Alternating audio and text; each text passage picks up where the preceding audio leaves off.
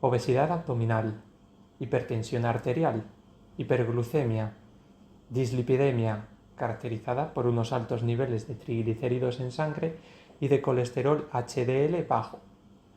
La presencia de 3 de estas 5 afecciones confirma el diagnóstico del síndrome metabólico. Para dar a conocer este síndrome y reafirmar la importancia del abordaje integral de esta patología, la Federación Española de Diabetes, con el apoyo de Almiral, ha lanzado la campaña Síndrome Metabólico, bajo el lema Tu diabetes bajo control. En este episodio de Hablemos de Diabetes 2.0 te contamos todos los detalles de la patología. Hablemos de Diabetes 2.0, un programa informativo y divulgativo de la Federación Española de Diabetes. Para profundizar en varios aspectos de esta patología y cómo abordarla, hoy contamos con la presencia del Dr. Ezequiel Arbán, coordinador del Grupo de Trabajo de Diabetes, Endocrinología y Metabolismo. Buenas tardes, Ezequiel, ¿cómo está? ¿Qué tal? Buenas tardes. Ezequiel, cuando a un paciente se le diagnostica síndrome metabólico, ¿cuáles son los pasos principales a seguir para su adecuado control y tratamiento? Bueno, pues lo primero que me gustaría también es dar las gracias a Fede por la opción que me da de poder estar con todos vosotros aquí hablando sobre algo tan importante como es el síndrome metabólico. Yo creo que lo primero que deberíamos de hacer antes de contestar a esta pregunta es definir realmente qué es un síndrome como tal, y en este caso un síndrome metabólico, ¿no? Realmente síndrome lo que significa es la asociación de diferentes patologías que tienen cierta sinergia, ¿no?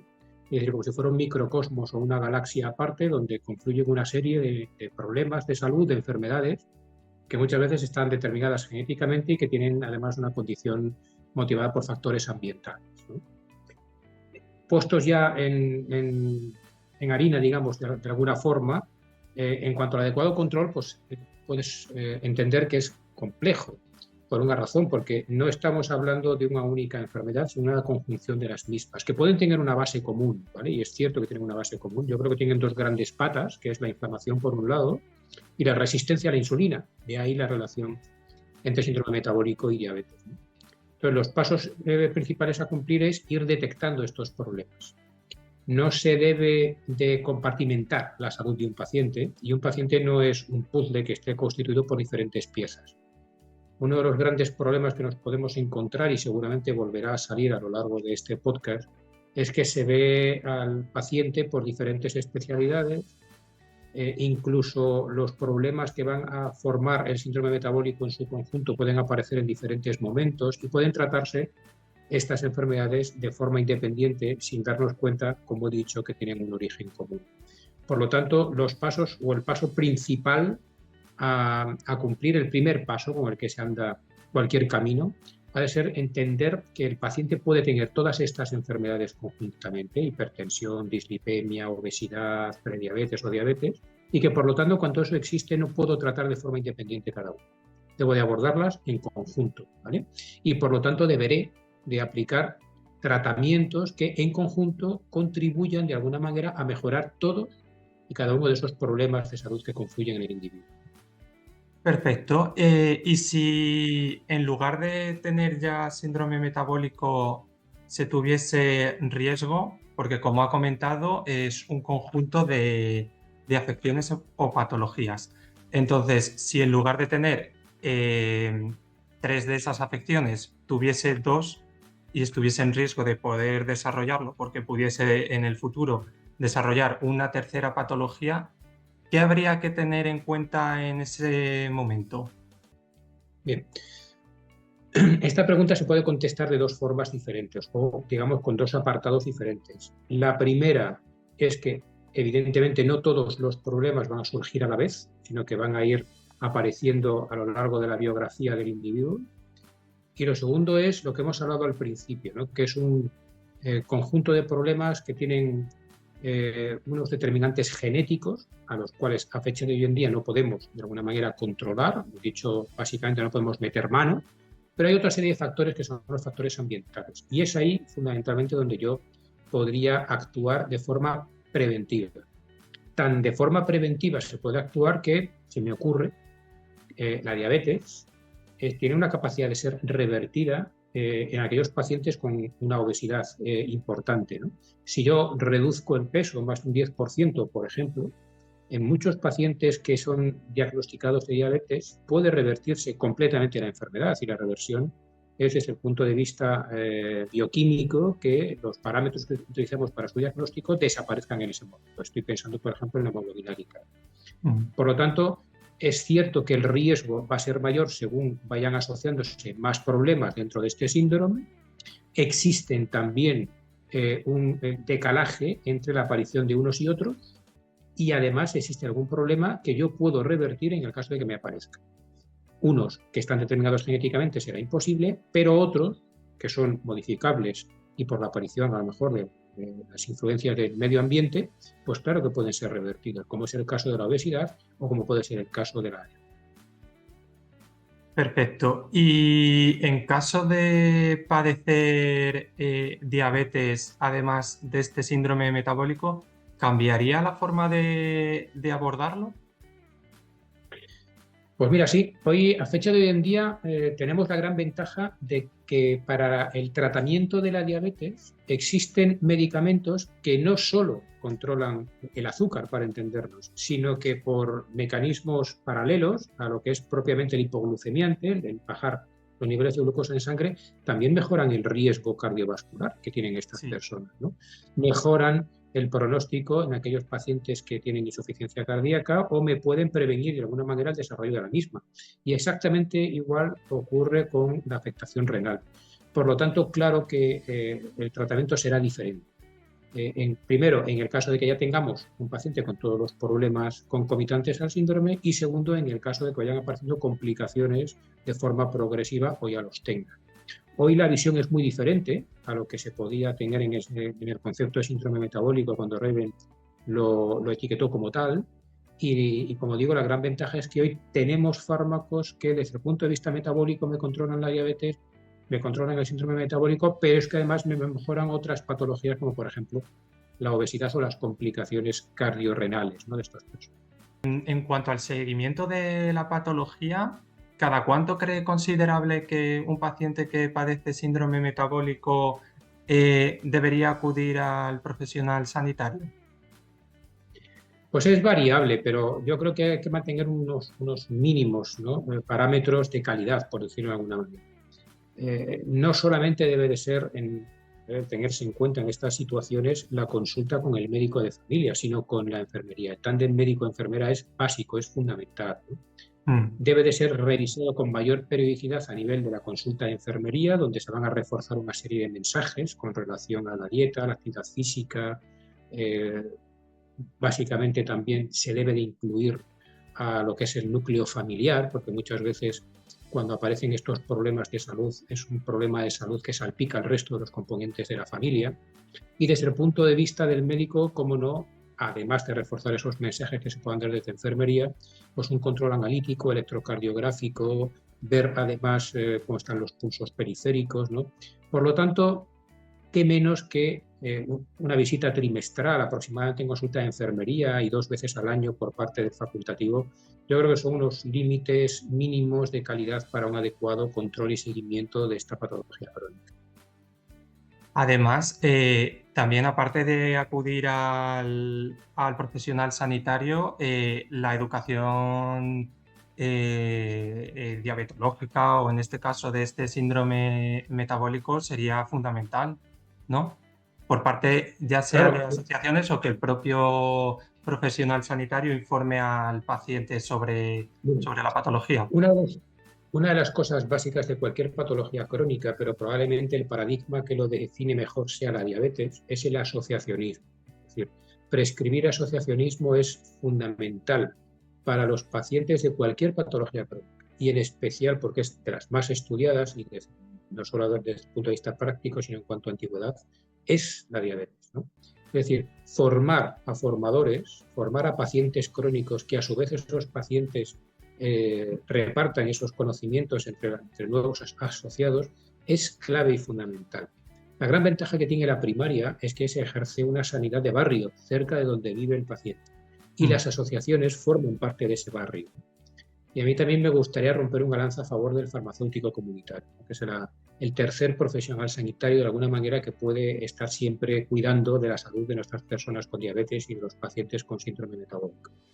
Por lo tanto, podríamos considerar que el equipo, si fuera esto una presentación deportiva, ¿no? El equipo, los miembros del equipo deberían ser médico, enfermera, que suele ser una educadora general en diabetes con un bagaje detrás de formación importante, farmacéutico y las asociaciones de pacientes. Desde la Federación Española de Diabetes estamos de acuerdo con lo que acaba de comentarnos. Con respecto a la prevención de la patología, sabemos que la alimentación y el ejercicio físico juegan un papel fundamental. ¿Qué alimentos y ejercicios consideraría usted que ayudarían a controlar y a manejar esta patología? El tema de la alimentación es un tema muy interesante, ¿eh? Y además es probablemente una piedra angular junto con lo que es el tratamiento farmacológico, ¿no? Alimentación, ejercicio y tratamiento farmacológico son las tres grandes patas en las que se fundamenta un correcto y adecuado control de las personas con diabetes y con síndrome metabólico. Está bien demostrado que la dieta mediterránea, la que tenemos nosotros en nuestro país, en toda la cuenca mediterránea, es una dieta cardiosaludable. Es una dieta que tiene una mezcla de nutrientes importantes, fundamentalmente pues, hidratos de carbono, vegetales, aceite de oliva, baja en grasas, frutos secos, carne roja pero en escasa cuantía. Esa dieta ha demostrado un beneficio cardiovascular importantísimo, ¿vale? Y en cuanto a la actividad física, sería importante recordar que durante mucho tiempo se recomendó solo un ejercicio aeróbico, andar a cierta velocidad, que suponga un gasto energético importante, pero hoy en día también se recomienda un ejercicio de resistencia. Al fin y al cabo, donde se come la insulina es a nivel muscular y por lo tanto necesitaríamos desarrollar una importante masa muscular también, no perder masa muscular, no entrar en sarcopenia, que es el concepto médico, la palabra técnica de cuando existe una falta de musculatura, ¿no?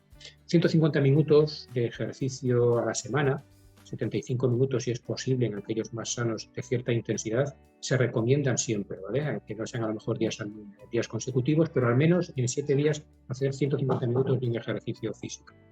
Si puede ser de resistencia, como he dicho, para evitar la pérdida de masa muscular por 2-3 sesiones a la semana, sería recomendable. Hay que intentar evitar el sedentarismo. Moverse cada 30 minutos, levantarse, dar unos cuantos pasos, hacer un poco de ejercicio de movilidad de articulaciones, porque una cosa muy importante también para evitar accidentes en personas más mayores, más frágiles que padecen este problema, es hacer ejercicios de equilibrio, ¿vale? Ejercicios de fortaleza y ejercicios de equilibrio para evitar caídas, para evitar accidentes que supongan muchas veces, por desgracia, un deterioro importante de la salud y a veces nos metemos en un círculo que tiene un final funesto, ¿no? para las personas. Por lo tanto, lo ideal dentro de lo que es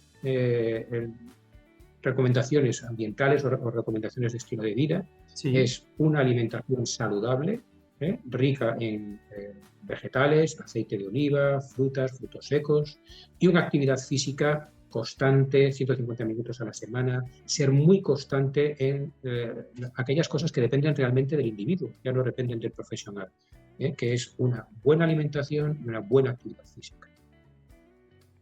Perfecto, muy interesante esto que nos acaba de comentar.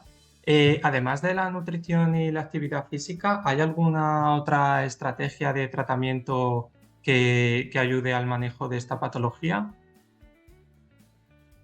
Pues mira, yo creo que hemos hablado de todos los apartados importantes, ¿no? Hay que siempre aconsejar, hay que, por lo tanto, conseguir que el paciente se adhiera a todo lo que se le recomienda. Y por parte del paciente hay que ser constante en llevar estas recomendaciones adelante. Yo creo que cumpliendo eso conseguiríamos de alguna manera un adecuado seguimiento de nuestras personas con patologías crónicas, en este caso la diabetes y el síndrome metabólico, y probablemente conseguiríamos que la nave llegara a buen puerto, ¿no? Al final de la vida de estas personas, ¿no? Reduciríamos de forma considerable las complicaciones que a lo largo del tiempo pueden ir surgiendo y que lo que hacen es minar de alguna manera la calidad de vida, ¿no? de las personas. Por lo tanto, recomendaciones ambientales, recomendaciones dietéticas, echar mano también de los condicionantes sociales, tratamiento farmacológico y siempre acudir a las consultas de los profesionales sanitarios, porque son los que nos van a recomendar siempre lo mejor para nuestras personas con diabetes, para nuestras personas con síndrome metabólico. Sí, y el apoyo emocional también jugaría un papel importante en esta situación, ¿verdad? Qué duda cabe, ¿no? Date cuenta que cuando a uno se le etiqueta de un problema crónico, muchas veces el paciente lo vive primero como frustración, pero segundo, como si lo hubiera fallado en algo, ¿no? Es una crisis Sí, que además, como dices, afecta a toda la familia, ¿no? Sí que me gustaría también añadir un pequeño apartado, si me permites, y es sí, sin que problema. una cosa importante también que muchas veces no se tiene en cuenta es la higiene del sueño. El sueño influye mucho en las complicaciones que puedan surgir y en el control adecuado de nuestras patologías crónicas, llámese obesidad, llámese dislipemia, llámese hipertensión, llámese diabetes, ¿vale? Hay que dormir bien, hay que descansar, hay que conseguir un sueño reparador y continuado. Es cierto que vivimos en una época de estrés, en una época donde todos vamos a mucha velocidad, pero de vez en cuando hay que sentarse y plantearse que en este estilo de patologías muchas veces llegar a buen puerto depende del paciente, depende fundamentalmente de que el paciente cumpla las recomendaciones y se haga con las riendas de su vida, ¿no? Eso es clave. Bueno, pues creo que ha quedado bastante clara la importancia de abordar esta patología y de la adherencia al tratamiento impuesto por cada profesional sanitario del paciente para poder paliar los efectos nocivos que esta patología o las complicaciones futuras que pueda tener. Si me permite, sí me gustaría Sí, terminar insistiendo en la importante labor que hacen las asociaciones de pacientes, ¿vale? Hay muchas cosas que desde el punto de vista de la consulta de un profesional pueden escaparse del día a día. Y esas son digamos, los flecos que pueden solventar muchas veces las asociaciones, no solo reforzando lo que se pueda dar en las consultas de los profesionales, sino aquellos imprevistos, aquellas pequeñas cosas del día a día. Quien mejor va a poder transmitir, educar y enseñar es una asociación de pacientes que padecen la misma enfermedad que tú. sí, estamos de acuerdo. Al final, al padecer la misma patología, ahí hay una empatía y hay un conocimiento que se puede compartir entre los propios pacientes que consideramos que es fundamental para cada paciente. Muchas gracias, Ezequiel, por haber compartido con nosotros estos minutos. Agradecemos mucho poder contar con su participación en este podcast, en el que hemos podido hablar un poquito de síndrome metabólico, que ahora para nosotros pues es bastante importante abordarlo y tratar de concienciar sobre la importancia que tiene pues, conocer esta patología, saber claves sobre su manejo y sobre su tratamiento. Sí, para mí ha sido un auténtico placer y reitero mi agradecimiento a Fede por querer contar conmigo y bueno, pues, espero poder seguir colaborando con Fede porque la labor que hace es importantísima para las personas con diabetes y con las personas que padecen un síndrome metabólico. Muchas gracias y nos vemos en el siguiente episodio de Hablemos de Diabetes 2.0.